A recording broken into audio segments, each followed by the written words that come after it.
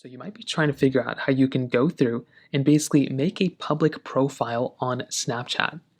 Now, doing this is actually very basic and it really does not take too much time at all. So to get started, what you're first going to want to do is you want to make your way over into your Snapchat application. So make your way over into Snapchat and you want to tap into your Bitmoji or your profile icon that's in the top left corner. So tap right up into here. And then what you're going to want to do is you want to go ahead and scroll down until you see a section that's labeled Public Profile.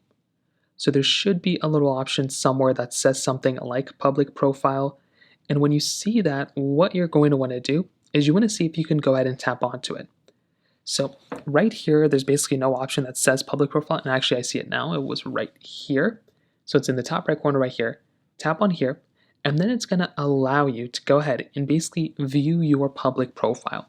If you already have a public profile, you can see your profile here and you can just post. But if you haven't created a public profile yet, you can go through, tap on Create Public Profile, and that will allow you to go ahead and basically view and edit up your public profile. So from here, you can create it, you can edit it up, and that is basically all you're going to have to do.